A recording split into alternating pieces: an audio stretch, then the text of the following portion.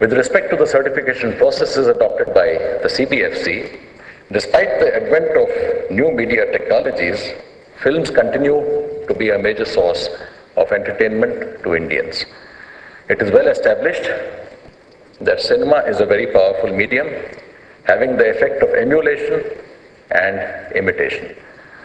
Films can and do impact the value system, the opinion, the mannerisms, habits, and behavior patterns of people. India is also a country with vast diversity, having people belonging to different languages, religion, castes, economic status, etc. And it is the mosaic that makes the fabric of this nation. It is very important to safeguard and maintain harmony among diverse sections of our society, safeguard the unity and integrity of the country, and uphold public morality and decency. This indeed is the very basis of certification of films. In this age of a virtual media revolution that is almost overwhelming, questions have been raised about the efficacy of film certification, especially when there is no pre-certification requirement for the electronic media like television and radio.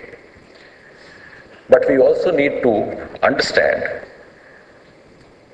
how many countries, including the most liberal ones, have done away with film certification or a rating system after the media has entered into the homes of people. Film censorship and certification becomes necessary because, unlike other media, a film significantly has a greater impact on the motivation, thoughts, and actions of people as compared to other media. Films command a much higher degree of attention, and their potential for both good and bad are immense. Films cannot be equated with other modes of communication. Certification, when done rationally and sensitively, and in the larger public good, is not only desirable, but also necessary, and is as much relevant today as it was 30 or 50 years ago. Given the highly diverse nature of our country, coupled with various social complexities and low literacy levels, certification assumes considerable significance. However, the intention of the government is not to stifle the creative talent or suppress artistic expression of the filmmakers. It is not to restrain them from experimenting with unconventional or bolder themes. Indian society is evolving, and so are films. Films do not exist in a vacuum. They do not exist in isolation from society. They both share a close and symbiotic relationship.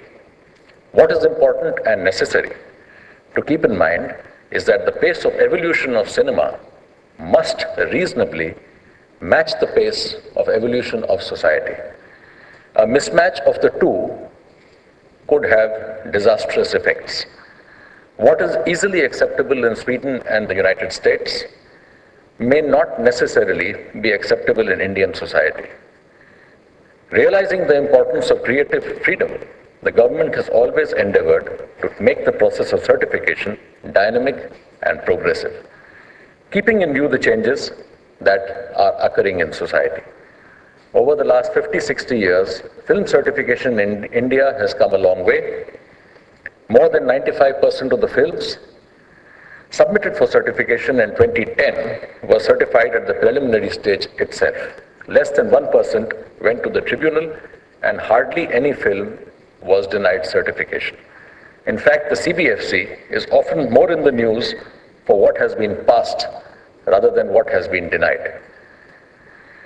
The details of every certificate the CBFC gives is available on the website, and with the implementation of CBFC's computerization program, it will be possible for applications for certification to be submitted to CBFC online.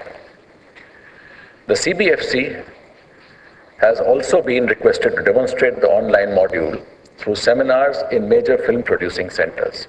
we expect the computerization and online submission of application forms would speed up the process of certification and bring in greater transparency in the working of the CBFC. It may even do away with all those gentlemen you see hanging around the CBFC office who, frankly, one is not able to understand what they are doing there. Transparency in the entire process of certification is of paramount importance. We are aware there are malpractices that can take place, even though not too many complaints are received. One of the best ways of ensuring transparency and eliminating malpractices is to implement e-governance mechanisms so that manual processes are significantly reduced. In order to achieve this, the computerization of CBFC is taken up as a planned scheme. We are very keen to implement this at the earliest, and this is being closely monitored at the ministry level. At present, the following components are in place. The website of CBFC can be accessed by the general public, and it contains most of the certification-related information. 2, 9 regional offices are connected, and that makes certification processes faster and more objective. If a Telugu film is dubbed or remade in Bengali, the officer certifying the film as well as the trade can quickly check on issues like original title of the film, cuts given, category given, etc. This brings uniformity. And lastly, all data pertaining to certification of a particular film is being put on the website for perusal of the public. And this has been done for all the films certified in the last 30 years. Above all, web-enabled certification is the most ambitious and important part of the project. That means a producer or an agent can apply for certification. They will not have to make frequent trips to the CBFC office to find out the status of the film applied for. Some documents may still need to be supplied physically because they are bulky and difficult to upload. However, once the documents are submitted, the applicant can track the progress online. This will reduce the physical interface between the trade and the CBFC and reduce dependence on agents. The 12th plan, which commences in 2012, has a working group which is being set up to finalize the recommendations for the programs and schemes of the ministry. CBFC has sent some new proposals which may be of interest to the House. 2 important suggestions are launching of an anti-piracy campaign by the CBFC.